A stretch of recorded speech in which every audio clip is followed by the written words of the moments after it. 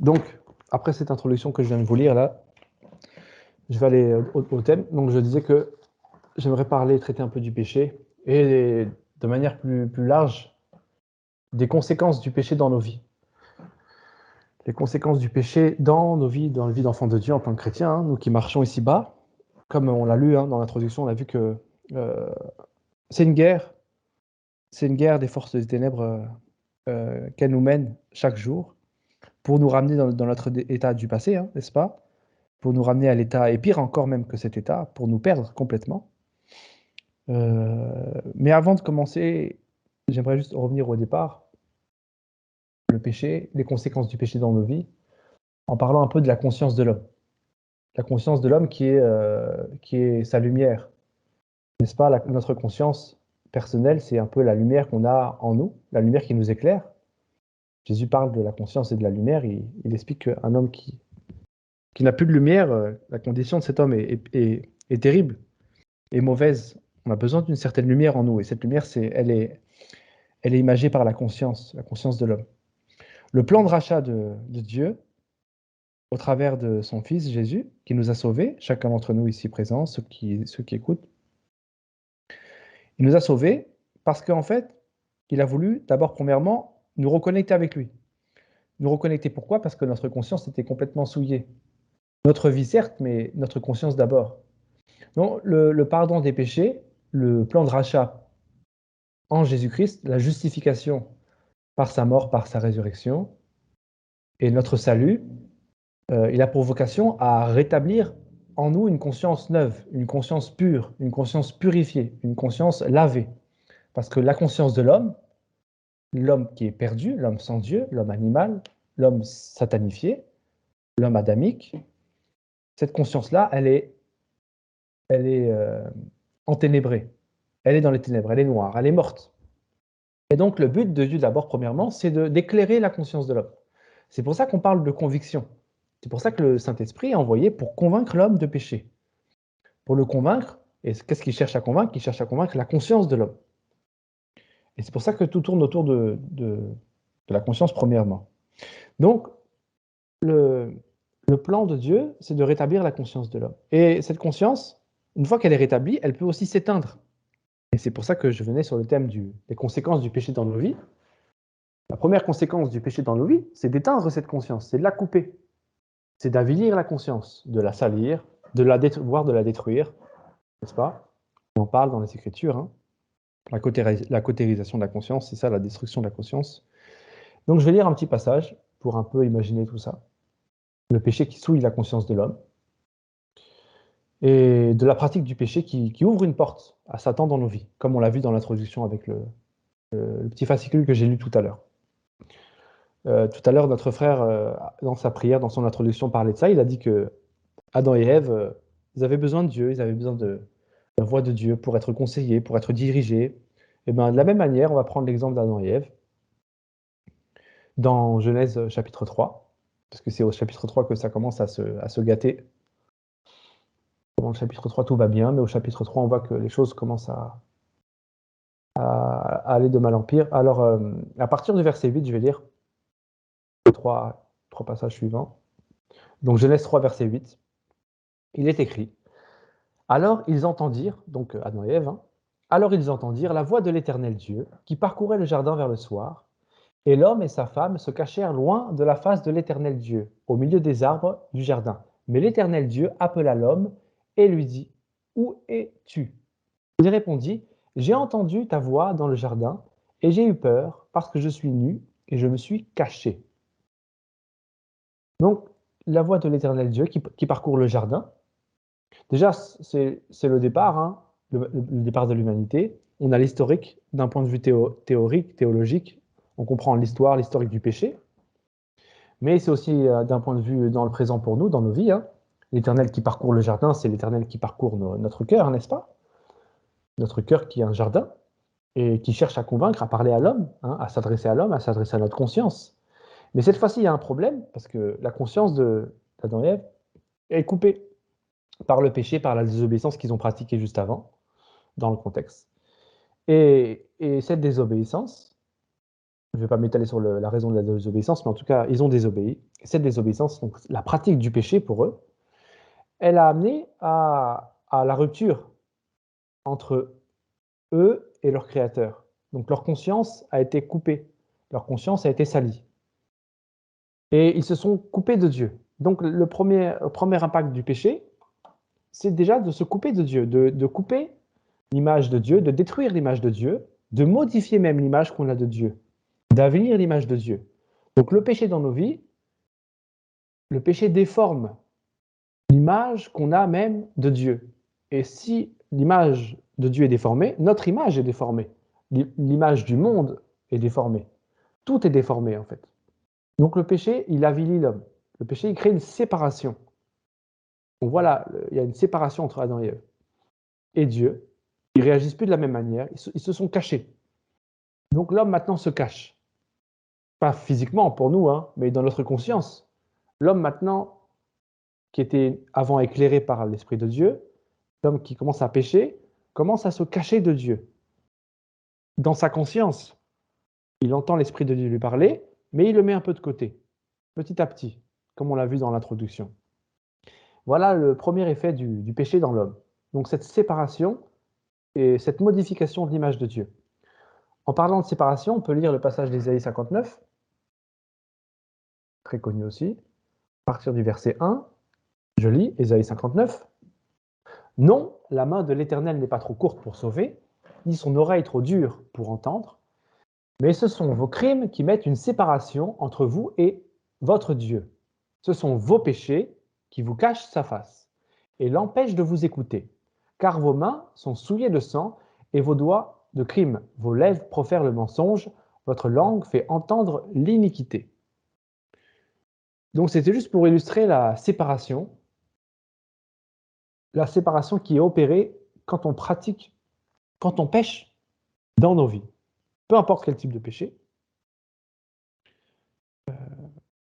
Le péché, de manière générale, donc souille notre relation avec Dieu. Maintenant,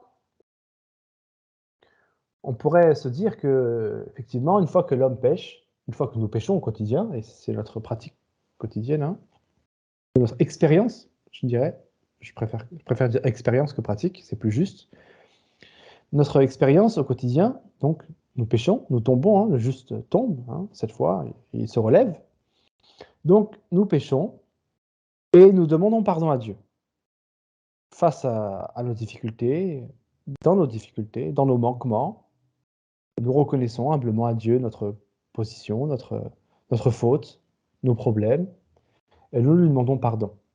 Et effectivement, quand l'homme pêche, quand l'enfant de Dieu pêche, quand le disciple du Seigneur Jésus pêche, il demande pardon à son Créateur pour être rétabli, pour rétablir la communion avec Dieu, pour rétablir cette relation qui a été coupée. Et c'est biblique. Dans 1 Jean, chapitre 1, verset 9, il est écrit « Si nous confessons nos péchés, il est fidèle et juste pour nous les pardonner et pour nous purifier de toute iniquité. » C'est un passage important qui permet de nous appuyer sur la parole de Dieu, sur sa promesse, pour pouvoir nous rétablir dans la communion quand le diable nous accable, quand la confusion vient dans notre esprit, quand les flèches de l'ennemi nous frappent, veulent nous maintenir au sol, veulent nous empêcher de nous relever. On a besoin de s'accaparer des promesses de Dieu, de sa parole. Et ce genre de passage, très clair, si on y porte foi, si on croit en cette parole, alors elle nous rétablit par la foi dans notre relation avec Dieu. Maintenant, le fait d'être pardonné avec Dieu, ça nous rétablit de manière juridique. C'est-à-dire que Dieu promet de nous pardonner si on lui demande pardon, bien sûr si on est sincère. Hein. Je parle bien entendu hein, d'une repentance sincère. Je ne parle pas des gens qui jouent à un jeu vidéo avec Dieu. Je parle des gens qui sont sincères. Si on est sincère avec Dieu, si on vient avec un cœur sincère, et qu'on a une repentance sincère, alors Dieu nous pardonne. Dieu nous pardonne sur la base de sa parole et sur la base de l'œuvre expiatoire, de l'œuvre de Jésus-Christ à la croix. De l'œuvre même, je dirais même propitiatoire, plus que expiatoire. Sur cette base-là, sur cette œuvre-là, on s'appuie dessus et on est pardonné. Maintenant, attention, c'est là qu'il faut faire attention. Parce que certains, avec un cœur disposé, comprendront simplement ce message. Ou bien même pas que ce message que je donne ce soir, mais le message de l'évangile qu'ils ont entendu des uns et des autres, peu importe. Et dans leur vie quotidienne, ils croiront en ce message, ils y marcheront dans ce message. Maintenant, certains n'ont pas compris le message comme il faudrait le comprendre. Certains, malheureusement, prennent Dieu, comment je pourrais dire, prennent Dieu comme une machine automatique. Vous savez, le genre de machine avec laquelle on va prendre un café à emporter dans la rue, ou une machine à distribuer des canettes, ou des Kinder, là. Une sorte de machine comme ça, on met une pièce, on appuie sur le bouton, et puis ça nous donne ce qu'on veut. Certains, malheureusement, prennent Dieu comme une machine automatique. C'est-à-dire que se disent que si Dieu pardonne, comme Dieu pardonne, bah, je vais peut-être pouvoir un peu, des fois, déraper un peu, déborder un peu, zigzaguer, un peu abuser, et puis demander pardon. Puisque c'est biblique, Dieu pardonne. Dieu pardonne, c'est vrai. Et cette fois, et puis quand on entend les uns les autres nous parler autour de nous, les frères, les sœurs, de loin ou de près, hein, de loin ou de près, je parle vraiment de loin ou de près, les gens qui sont autour de nous, dans la foi, avec qui on marche, qui sont à notre contact, ou qui étaient à notre contact, peu importe, dans notre histoire, on entend souvent justement des gens s'appuyer sur le fait que Dieu pardonne, que Dieu nous pardonnera, qu'on n'est pas parfait, qu'on est des hommes, on est faible, on est faillible, mais Dieu nous pardonne, Dieu nous pardonnera, etc. Dieu nous comprendra, Dieu pardonnera, etc., etc., etc. Le problème, c'est qu'il y a une séduction ici. Il y a une séduction qu'on ne voit pas forcément. Encore une fois, je répète, Dieu n'est pas une machine automatique. C'est-à-dire que le péché, en plus d'abîmer la relation qu'on a avec lui, comme on l'a vu tout à l'heure, hein, de créer une séparation, même si cette séparation peut être restaurée au travers de l'œuvre expiatoire, de l'œuvre propitiatoire. Au niveau juridique, je dis bien juridique, c'est-à-dire qu'on est pardonné juridiquement, le péché a quand même des conséquences sur nos vies. Malgré le fait d'être pardonné, il y a des conséquences. Un exemple simple, l'exemple le plus banal hein, qu'on peut donner, c'est le meurtre, par exemple. Je ne sais pas. Un enfant de Dieu qui se mettrait à tuer quelqu'un. Personne qui marche sincèrement avec le Seigneur Jésus va s'amuser à tuer quelqu'un comme ça. Mais c'est un exemple peut-être un peu grossier, je ne sais pas. Quelqu'un a été drogué, je ne sais pas, a été abusé, il a été trompé, il a mis fin à la vie de quelqu'un d'une manière, peu importe la manière. Si cette personne est sincère, elle va demander pardon à Dieu. Forcément, elle demandera pardon à Dieu. Elle sera même accablée dans sa conscience. Elle aura même du regret. Mais si elle est sincère et qu'elle demande pardon pour ce meurtre, pour avoir ôté la vie de quelqu'un, elle sera pardonnée. Dieu lui pardonnera. Maintenant, Dieu lui pardonnera, mais la personne qui est décédée, la personne qui est partie, sa vie lui a été ôtée. Donc on voit de manière assez grossière, c'est vrai, c'est un exemple vraiment grossier que je prends là, hein, et simple, pour montrer que c'est vrai que Dieu a pardonné, mais en même temps, la vie a été ôtée. C'est-à-dire qu'il y a une conséquence. Nos péchés ont une conséquence. Et c'est ça la séduction. La séduction du diable, la séduction des esprits méchants dans nos vies, c'est de nous faire oublier cet aspect des conséquences. De nous faire oublier que l'homme est responsable de ses actes. L'homme est responsable. L'homme est un être responsable, doté de libre arbitre, qui est responsable de ses actes. Et chaque acte amène des conséquences, bonnes ou mauvaises. Bon, en l'occurrence, on parle des mauvaises parce qu'on parle du péché. Un péché ne peut pas amener une bonne conséquence, quelque chose de positif, améliorer la vie d'un homme. La conséquence sera forcément négative. Donc, le péché amène des conséquences. Certes, Dieu nous pardonne, mais attention, il y aura toujours une conséquence dans nos vies, il ne faut pas l'oublier. Je vais prendre un exemple maintenant, j'ai pris un exemple banal, je vais prendre maintenant, m'appuyer sur les Écritures. Je vais prendre l'exemple le plus utilisé, un des plus connus, je pense, hein, celui de David. On connaît tous l'histoire, je vais juste m'atteler à lire un petit passage qui résume ce que je viens de dire, mais avec les Écritures. Alors, je vais lire un passage dans 2 Samuel à partir de Samuel chapitre 12, pardon, pour ceux qui veulent suivre, 2 Samuel chapitre 12, et je vais lire à partir du verset 9. Ce court passage.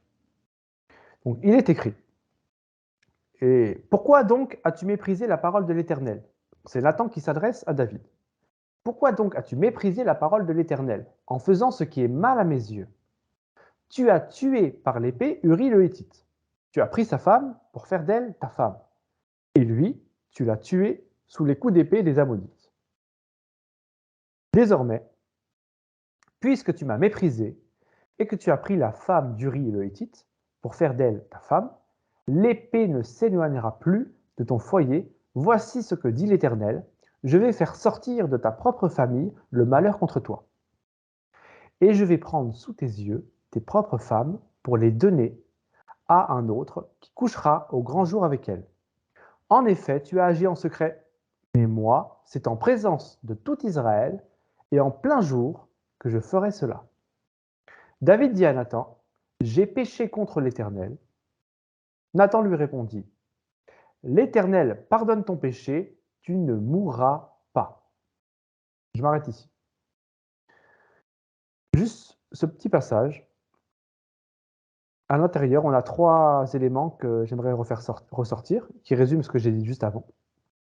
Déjà, dans verset 9, on a le péché qui est pratiqué, hein, l'explication. Tu as tué par l'épée Uri le Héthite, tu as pris sa femme. Donc il y a meurtre et adultère. Voilà, David pratique le péché. Donc, quelle sera la conséquence du péché? Dieu répond, je vais faire sortir de ta propre famille le malheur contre toi, au verset 11. Ça, c'est la conséquence. Conséquence qui va s'illustrer de diverses manières, détaillées juste après, mais peu importe. En tout cas, David, après son péché, après son meurtre, après son adultère, la conséquence est arrivée. Et on note aussi que, verset 13, pour être complet, il est écrit et bien précisé, que Nathan lui répond, l'Éternel pardonne ton péché, tu ne mourras pas. Donc on a bien ces 3 éléments. David a péché, David est pardonné, mais David aura des conséquences. Voilà les 3 éléments importants à faire ressortir de ce passage. Péché, pardonné, conséquences. C'est le conséquence des fois qu'on oublie. C'est le conséquence que le diable, avec ses agents, puissance autour de nous, qui tentent de nous séduire, de nous faire oublier que nous sommes des êtres responsables devant Dieu et que nos choix, nos actes ont des conséquences. Peu importe la sincérité de notre demande à Dieu d'être rétabli avec lui, dans son intimité, à travers du pardon, à travers d'une repentance sincère, le péché aura des conséquences. Les conséquences, j'ai donné la première tout à l'heure, la suivante, j'aimerais qu'on parle des conséquences du péché dans notre relation avec Dieu, de manière un peu plus détaillée. Déjà, il y a la conséquence au niveau de la confiance. Au niveau de la confiance, peut-être qu'on ne se rend même peut-être pas compte. Les gens pensent que vraiment, désolé, je reprends, hein, les gens pensent que Dieu est une machine à distribuer du pardon. Une machine? Dieu n'est pas une machine. Dieu est un être. Dieu est esprit. Dieu est un être. Dieu pense, Dieu réfléchit. Dieu est un être dans le sens où Dieu accepte, Dieu désapprouve, Dieu approuve, Dieu bénit, Dieu maudit. Dieu est content, Dieu est mécontent. Dieu est en colère, Dieu est en paix, Dieu est fâché, Dieu est magnanime. Dieu, c'est un être avant tout. C'est une personne. C'est pas une énergie, comme certains aiment le dire dehors, comme si Dieu était juste une force, ou une énergie, ou une chose. Non! Dieu, c'est une personne. Il a une personnalité. La preuve en est, nous, on est fait à son image.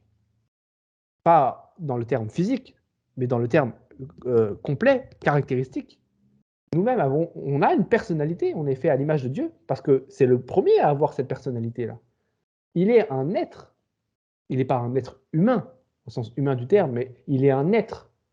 Et donc, en tant qu'être, il réfléchit aussi, il a des sentiments, il a des émotions, des sentiments, hein, il a une réflexion, une intelligence, etc., etc., etc. On peut pas, je passe parce que les caractéristiques sont infinies, mais juste pour vous montrer que c'est pas une machine. Dieu n'est pas une machine à distribuer des pardons. C'est une personne. Donc, ça veut dire quoi? Ça veut dire que avec le péché, on peut détruire la confiance que Dieu a placé en nous. J'ai pas dit l'amour, hein. Je fais attention. Peu importe le péché qu'on pratique au quotidien, qu'on fait, peu importe les erreurs, on tombe tous. C'est marqué, on bronche, hein. Les apôtres parlent de ça hein, dans les épîtres. On bronche ici-bas, on bronche. On tombe, on demande pardon, on se relève, Dieu nous rétablit, Dieu nous aime, Dieu aime tout le monde ici-bas. Dieu nous aime. Qu'on pêche ou qu'on pêche moins, plus ou moins, Dieu nous aimera autant. Maintenant, la confiance que Dieu nous porte, elle peut changer. Je vais donner un exemple très simple. J'aime bien cette image. Je vais redonner l'image que j'avais donnée une fois. Je l'aime beaucoup. Je prends souvent l'image de ma fille, pour dire une petite fille, mais peu importe quelle petite fille. Pour ceux qui ont des enfants ou ceux qui n'en ont pas, peu importe. Regardez, un père de famille. Un père de famille a une petite fille. C'est une illustration, hein, vous allez comprendre. Un père de famille a une petite fille. Et ce père de famille, dans sa maison, avec sa petite fille, hein, il a divers éléments dans sa maison, hein, le salon, la cuisine, etc. Et il place sur la table, de manière bien visible, une boîte avec, je ne sais pas, des bonbons ou des gâteaux, peu importe, à l'intérieur. Mais il ne veut pas que la petite fille touche à cette boîte. Parce que peut-être qu'il la réserve pour plus tard. En tous les cas, peu importe, c'est sa raison. Il est le maître de cette boîte. C'est lui le père de famille, c'est pas la petite fille. Peu importe la raison, le père demande à la petite fille de ne pas toucher cette boîte, de ne pas toucher aux gâteaux et aux bonbons qui sont dans la boîte. La boîte étant placée en évidence sur la table. Mais le père de famille fait confiance à sa fille. C'est sa fille. Il l'éduque, pas à pas. Il l'aime. Alors il lui fait confiance et il lui donne une instruction simple et claire, un peu à l'image de l'instruction que Dieu a donnée à Adam et Ève avec l'arbre, même si c'est pas vraiment la même image que je veux donner là. En tout cas, cette boîte est sur la table. L'instruction est donnée, la fille regarde la boîte, le père est content, la fille dit qu'elle ne touchera pas la boîte, elle donne sa parole à son père, et tout va bien, dans le meilleur des mondes. Le père s'absente, va à ses occupations, mais malheureusement, la fille a péché dans le sens où elle a désobéi. Elle a manqué la cible, elle a désobéi, elle a touché la boîte, peut-être qu'elle a essayé de l'ouvrir, peut-être qu'elle a pris un bonbon, je ne sais pas, peu m'importe. Vous avez compris, elle a désobéi. Le père revient dans le salon, voit la fille avec la boîte, ou voit la boîte qui est par terre, je ne sais pas, qui a été déplacée, comprend que sa fille a désobéi. À ce moment-là, qu'est-ce qui se passe? La fille va demander pardon, non? Elle va être convaincue, elle est prise en flagrant délit, peu importe. Et si la fille demande à son père pardon, sincèrement, le père lui pardonnera. N'importe quel père de famille ferait ça. Je pense que tous ceux qui ont des enfants ici pardonneront à leurs enfants telle chose. Donc, le père pardonne à sa fille. C'est bien. Ça s'arrête là. Le père aime autant la fille que hier. Le père aime autant la fille, sa fille, après cette désobéissance, n'est-ce pas? Donc, malheureusement, il commence à avoir des suspicions sur sa capacité à tenir parole. Qu'est-ce qui se passe? Le père va partir maintenant et va dire à la fille, écoute, ne refais plus ça. Ne retouche pas cette boîte. Ne touche pas la boîte. Je te l'interdis. Est-ce que tu me donnes ta parole? La fille donne sa parole. Donc, le père repart à ses occupations. Le père revient et la boîte a encore été touchée. Malheureusement, la petite a encore péché. Au sens large du terme. Hein. Elle a désobéi. Qu'est-ce qui se passe à ce moment-là? Le père commence à changer d'attitude. La fille va demander pardon. Le père va encore pardonner, bien évidemment. Mais cette fois-ci, le père maintenant va prendre la boîte et va la mettre, je ne sais pas, sur le buffet, un peu plus en hauteur, moins à la portée de l'enfant. Le père va vaquer à ses occupations, la fille va encore toucher la boîte, cette fois-ci elle va s'arranger, elle va prendre une chaise, elle va se mettre sur la chaise, elle va tenter d'attraper la boîte. Le père va revenir, la fille sera prise en flagrant délit, elle aura désobéi, le père va lui pardonner parce que la fille va demander pardon, et ainsi de suite. Donc, pourquoi je vous donne cette image? Parce que, en fait, le père, à chaque fois, aime autant sa fille. L'amour du père pour cette fille ne change pas. Qu'est-ce qui change? C'est la confiance que le père accorde à sa fille. Parce que dans notre dernier exemple, elle a encore touché la boîte. Qu'est-ce que maintenant va faire le père? Un bon père de famille, qu'est-ce qu'il ferait? Il va prendre cette boîte-là, maintenant, et puis il va la mettre dans un placard en hauteur. La boîte, elle ne sera plus accessible. Il n'y aura aucun accès à cette boîte-là. Notez que la boîte était sur la table, après la boîte s'est retrouvée sur le buffet, maintenant elle termine dans un placard en hauteur. Là, l'enfant n'a plus du tout accès à la boîte. Donc l'amour est le même, hein, mais qu'est-ce qui change? C'est la confiance accordée entre le père et sa fille, le père et son enfant. Donc, la fille, c'est nous. La fille, c'est nous. Et le père de famille, c'est bien entendu Dieu dans cette image, vous l'aurez très bien compris. Qu'est-ce que ça veut dire? Ça veut dire que quand on pêche, Dieu nous pardonne. Oui, les Écritures témoignent du pardon que Dieu nous accorde, c'est biblique, mais attention, le péché a des conséquences, premièrement, dans notre relation avec Dieu. C'est quelqu'un qui s'amuse à pécher, et certes qui sera pardonné, mais qui pêche, et qui continue dans son péché, la relation avec Dieu changera. La confiance que Dieu accorde à cette personne changera, évoluera, qu'on le veuille ou non. Dieu va évoluer dans sa relation avec cet homme-là, avec son enfant. Dieu va prendre en compte les manquements de cette personne et va changer certaines choses dans sa vie. Il va le discipliner. Dieu va ôter certaines choses, Dieu va écarter certaines choses, Dieu va mettre des barrières maintenant dans la vie de cette personne-là. Cette personne-là, elle avait un accès libre à certaines choses, Dieu maintenant va mettre des barrières. Parce que la confiance n'est plus de mise. Peut-être pour un temps. Peut-être qu'après, Dieu, certainement, c'est ce qu'il fait souvent, restaurera sa confiance et remettra peut-être plus tard la boîte sur la table, après un certain temps de discipline, n'est-ce pas? Mais il y a un moment donné où la confiance est rompue. Voilà ce qui se passe dans nos vies avec Dieu. Et voilà une des choses les plus précieuses qu'on a avec Dieu. Mais les gens qui prennent Dieu comme une machine à pardonner ne comprennent même pas cet aspect-là. Ils n'en ont même que faire, je pense. Et ils oublient même que Dieu est une personne, que Dieu leur accorde une confiance. Dieu n'est pas une machine. Donc, vous voyez, l'aspect sur lequel il faut toujours être alerte, je dirais, on devrait faire vraiment attention à ce point-là, c'est la confiance que Dieu nous accorde. La confiance que Dieu nous accorde en tant que personne. Parce que ce changement dans la relation avec Dieu, ça peut changer les tâches que Dieu même nous donne. Dieu nous accorde des tâches, Dieu nous donne une mission sur cette terre. Mais les tâches que Dieu nous donne, la mission que Dieu nous donne, elles peuvent varier, elles peuvent changer en fonction de la confiance qu'il nous accorde. Quand Saul a péché, Dieu aimait autant Saul, mais c'est David qui a pris la place. Hein, Dieu n'a plus accordé les mêmes tâches maintenant à Saul. C'est plus les mêmes tâches qui lui ont été accordées. Il a dévié. Dieu l'aimait peut-être autant, mais maintenant c'est David qui prend la place pour certaines choses. Donc Dieu nous aimera autant jusqu'à la fin des temps. Son amour ne changera pas tant qu'on respire ici-bas. Dieu nous aime en tout cas. Mais attention, le péché a des conséquences dans nos vies. Et le péché, la première des conséquences, c'est de modifier la confiance que Dieu nous accorde. De tronquer notre relation, de détruire notre relation, de modifier notre relation. C'est vraiment un aspect que je voulais mettre en avant ce soir pour ce partage. Un deuxième aspect, enfin même pas deuxième, troisième, que j'ai cité ce soir, il y en a d'autres, hein, je ne les cite pas tous, hein, ceux qui me paraissaient importants à citer ce soir, c'est les conséquences du péché pour notre salut. Parce que le péché a des conséquences pour notre salut. La conséquence basique de la mort spirituelle, le péché qui mène à la mort. Hein, il est écrit dans les Écritures qu'il y a un péché qui mène à la mort. Jean parle de ça. Si quelqu'un voit son frère commettre un péché qui ne mène pas à la mort, qu'il prie, et Dieu donnera la vie à ce frère. Je parle ici de ceux qui commettent un péché ne conduisant pas à la mort. Il y a un péché qui mène à la mort. Et ce n'est pas pour ce péché-là que je dis de prier. Donc, il y a un péché qui nous amène à la mort.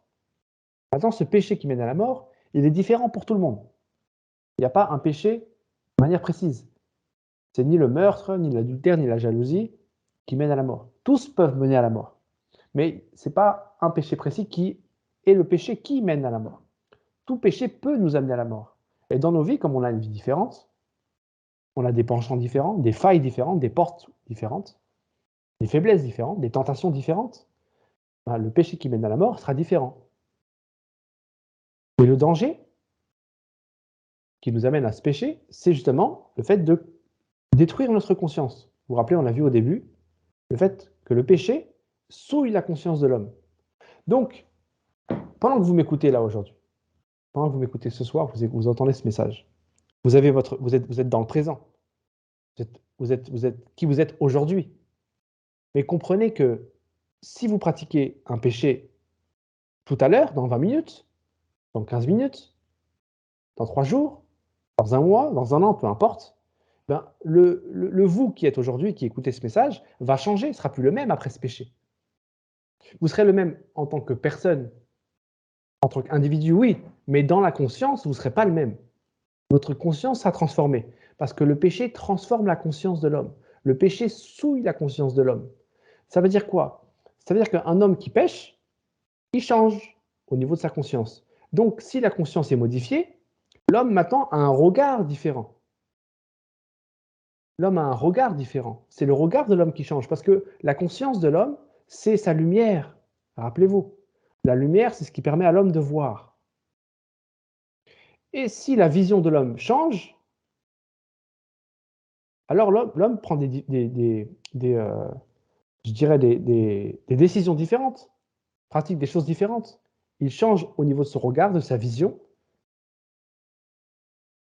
et le danger est là.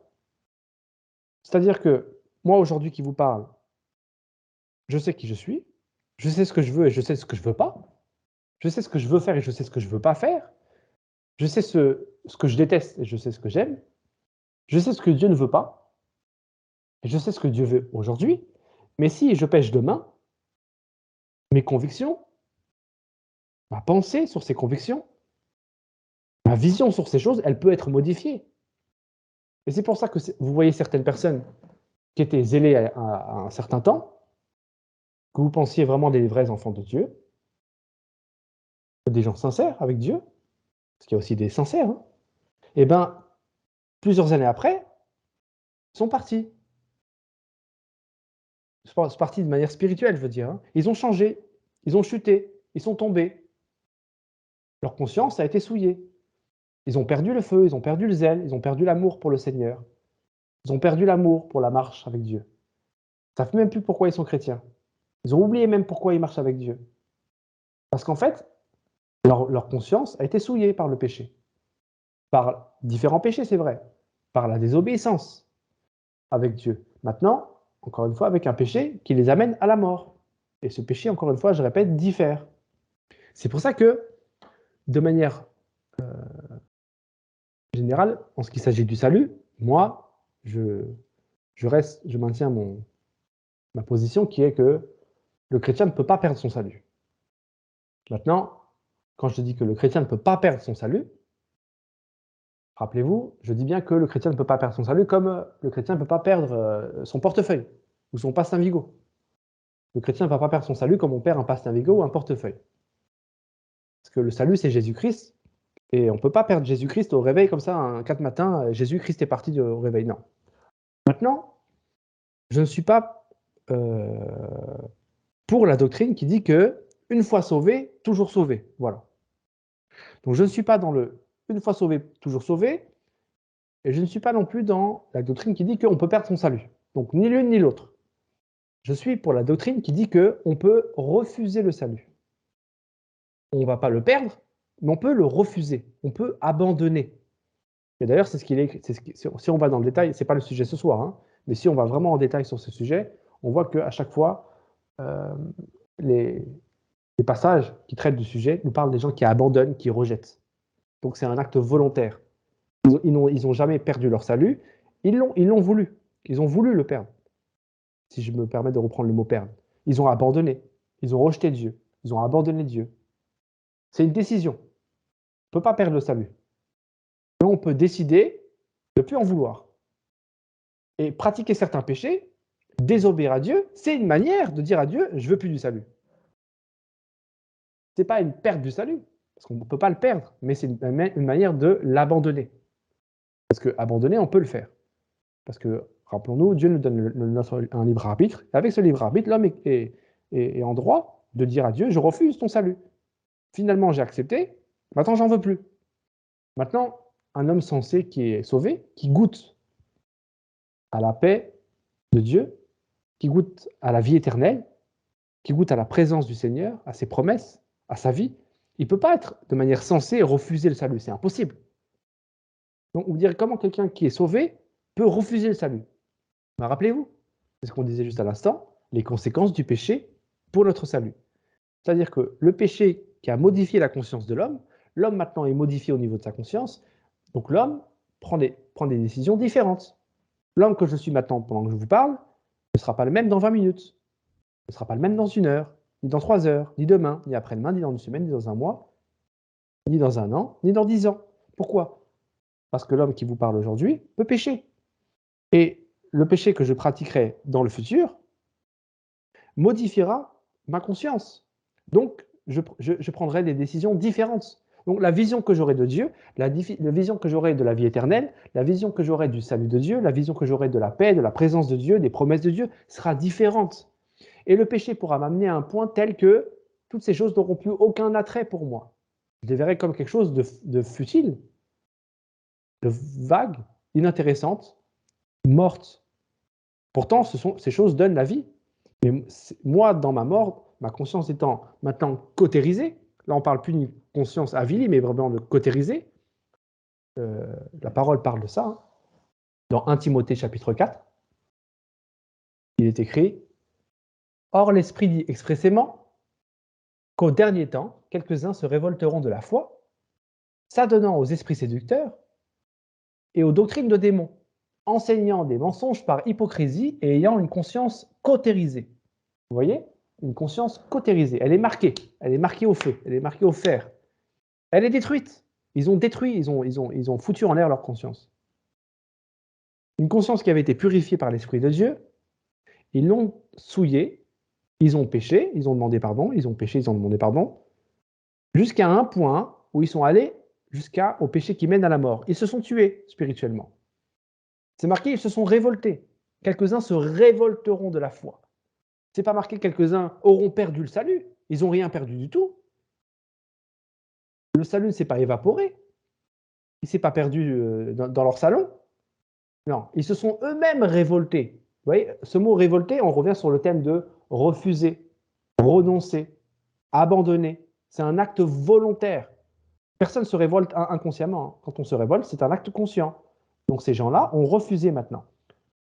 Donc on comprend qu'ils sont allés à un point du péché, ils ont modifié leur conscience par la pratique de péché. Des péchés, on ne peut pas les citer, encore une fois, hein, différentes pour chaque personne, au point où ils ont cautérisé leur conscience. Malheureusement, ces gens-là n'ont plus de retour en arrière. Il n'y a plus de retour en arrière pour une telle personne. Ces gens-là ont abandonné le salut. Hébreux 6 nous en parle. Je cite, dans Hébreux 6, à partir du verset 4, « Car il est impossible que ceux qui ont été une fois éclairés, qui ont goûté le don céleste, qui ont eu part au Saint-Esprit, qui ont goûté la bonne parole de Dieu et les puissances du siècle à venir, et qui sont tombés, soient encore renouvelés et amenés à la repentance, puisqu'ils crucifient pour leur part le Fils de Dieu et l'exposent à l'ignominie. » Donc voilà la destination des gens qui ont décidé de cautériser leur conscience. Voilà le danger, le grave danger de cette pente, qui est la pratique du péché, en fait. Non pas le péché, mais la pratique du péché. Parce que c'est vrai qu'il y a une différence entre péché et pratiquer le péché. Et ces gens qui ont pratiqué le péché, eh ben, sont morts. Voilà la destination. Oui, Dieu pardonne, Dieu pardonne, Dieu pardonne, c'est vrai. Dieu nous pardonne. Certains diront, et ils ont raison, Dieu pardonne, c'est biblique. On l'a lu tout à l'heure dans Jean. Les Écritures attestent que c'est vrai, que Dieu pardonne. Mais attention, je répète, Dieu n'est pas une machine à pardonner. Il ne faut pas jouer avec le salut de Dieu. On ne doit pas jouer avec le salut que Dieu nous a donné. La grâce n'est pas une licence pour pécher. La grâce que Dieu nous a donnée n'est pas une licence pour pécher. Et Paul en parle, n'est-ce pas? À ceux qui avaient mal compris ces épîtres, Paul met en garde ces gens, en leur disant que la grâce n'est pas une licence pour vivre selon la chair, pour vivre selon nos penchants, pour vivre dans le péché, pour pratiquer le péché. La grâce n'est pas une licence pour pécher de manière générale. La grâce, c'est pas ça. Parce que certains la comprennent comme ça. On est pardonné, on pêche, on est pardonné. Ah, peut-être que si je fais ça, ah, mais Dieu n'aime pas, mais peut-être qu'il y a une petite voix qui nous dit, et cette petite voix, c'est pas le Saint-Esprit, c'est bien sûr les esprits méchants, Satan. Cette petite voix nous dit, bah, tu demanderas pardon. Tu demanderas pardon. Puis tu verras bien après. Sous-entendu, Dieu est une machine à pardonner. On sait maintenant, quand on a grandi un peu avec Dieu, Un minimum, on sait que cette voix est satanique. Il ne faut surtout pas l'écouter, qu'elle nous amène à la mort. Elle veut détruire notre conscience. Rappelez-vous, on l'a vu tout à l'heure, à l'instant, parce que le péché détruit notre conscience. Il y a des conséquences. Il y a les conséquences dans notre vie physique, comme on l'a vu avec David, non? Il y a des conséquences physiques, directes. Il y a des conséquences spirituelles. Il y a des conséquences dans notre relation avec Dieu. Il y a des conséquences pour notre salut, pour notre vie même spirituelle, qui peut nous affecter, qui peut nous amener à la mort. Donc la grâce n'est pas une licence pour pécher. Mais c'est quoi en fait la grâce alors, si ce n'est pas une licence pour pécher? C'est quoi la grâce si ce n'est pas juste un truc pour nous pardonner? Je vais prendre un passage pour répondre à cette question. Qu'est-ce que c'est la grâce de Dieu en fait? En fait, c'est quoi la grâce de Dieu? Parce qu'il faut se rappeler de qui on était dans le passé pour comprendre ce que c'est la grâce. Je vais prendre un passage qu'on n'utilise pas souvent, mais là je le trouve vraiment intéressant pour répondre à la question. C'est pour conclure, hein, pour faire la conclusion de ce message ce soir. Je vais m'arrêter juste sur ce passage-là. Je m'arrêterai là. Et j'aime bien ce passage, je le trouve intéressant. Pour conclure c'est quoi la grâce en fait si ce n'est pas une licence pour pécher? Qu'est-ce que c'est la grâce en fait? Alors, on va lire dans Éphésiens. On va lire dans Éphésiens chapitre 2, verset 12. C'est un passage qu'on ne prend pas souvent. Enfin, j'ai pas l'impression qu'on l'utilise souvent. Je l'entends pas souvent. Alors, Éphésiens chapitre 2, verset 12. C'est pourquoi, vous autrefois, païens dans la chair, appelés incirconcis par ceux qu'on appelle circoncis, et qui le sont en la chair par la main de l'homme. Souvenez-vous que vous étiez en ce temps-là, sans Christ, privés du droit de cité en Israël, étrangers aux alliances de la promesse, sans espérance et sans Dieu dans le monde. Vous voyez? Donc là, Paul s'adresse à des gens qui sont sauvés, donc des gens qui ont goûté la grâce de Dieu, et il leur rappelle leur passé, il leur rappelle leurs conditions passées. Il les met en garde. Il les met en garde, et pour les mettre en garde, il leur rappelle ce qu'ils étaient avant. Donc voici ce qu'ils étaient avant. Donc sous-entendu, ils ne sont plus ça. Et qu'est-ce qu'ils sont alors maintenant? S'ils n'ont plus ça, qu'est-ce que c'est que cette grâce de Dieu? La grâce de Dieu, en fait, si on reprend le passage, mais au sens positif du terme, la grâce de Dieu, c'est d'avoir Christ. Parce que Paul dit qu'en ce temps-là, ils étaient sans Christ. Donc c'est qu'aujourd'hui, ils ont Christ. Donc nous avons aujourd'hui Christ, n'est-ce pas? Et quand je dis Christ, c'est dans tous les sens du terme. Hein. Christ, l'espérance de la gloire, n'est-ce pas? Christ, le tout. Donc nous avons Christ. C'est ça la grâce de Dieu, c'est d'avoir Christ. Nous avons aussi, qu'est-ce qu'on a encore? Juste après, il est parlé du droit de cité en Israël. Nous avons aussi le droit de cité en Israël. Pas le droit de cité en Israël de manière physique. Vous l'avez bien compris, c'est une image pour nous. Pour nous, en 2023, aujourd'hui, c'est une image, ce droit de cité en Israël. Parce que la parole de Dieu est éternelle. Le droit de cité en Israël, ce n'est pas l'Israël physique, c'est l'Israël spirituel. Parce que l'Israël physique est juste une représentation, une image de la spirituelle, donc de la Jérusalem spirituelle. Donc ce droit de cité en Israël, c'est notre droit de cité dans la Jérusalem céleste.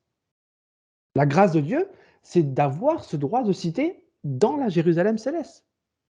C'est ça la grâce de Dieu. C'est quoi ce droit de cité en Israël? C'est quoi ce droit de cité dans la Jérusalem céleste? C'est la maison que Dieu nous a donnée. Jésus nous accorde une maison. Il a dit, il part, il s'en va. Et il nous prépare une demeure. Cette demeure, elle est là. C'est cette Jérusalem céleste. C'est la présence de Dieu. Donc, cette demeure que Jésus nous prépare, c'est notre droit. C'est un droit de cité que Dieu nous accorde. C'est ça la grâce de Dieu. Il parle aussi des alliances. Privé du droit de cité en Israël, étranger aux alliances. Ben maintenant, on n'est plus étranger aux alliances. On a une alliance avec Dieu. On a une alliance avec Dieu au travers de Jésus-Christ, notre médiateur. Au travers du sang de Jésus-Christ, on a une alliance excellente. C'est ça la grâce de Dieu. C'est de bénéficier de cette alliance unique. Unique dans l'histoire. Ceux qui n'ont pas cette alliance n'ont pas la grâce de Dieu. Nous qui avons cette alliance, on a la grâce de Dieu. La grâce, c'est quoi? C'est de bénéficier de cette alliance-là. On a aussi une promesse. On a une espérance. Et on a un Dieu. Christ, le droit de cité dans la Jérusalem céleste, l'alliance qu'on a avec Dieu, la promesse, l'espérance et Dieu. C'est ça la grâce de Dieu. La grâce de Dieu, c'est qu'avant, on n'avait pas tout ça. L'avant, on était perdu, on n'avait rien du tout. On avait zéro. On n'avait rien. Dans le passé, on n'avait rien. On était des gens perdus. Des gens complètement perdus. Mais Dieu nous a donné sa grâce, accordé sa grâce. Et sa grâce, c'est quoi? C'est d'avoir toutes ces choses qui sont bien sûr regroupées en Christ. C'est pour ça que Christ est en premier. En fait, toutes ces choses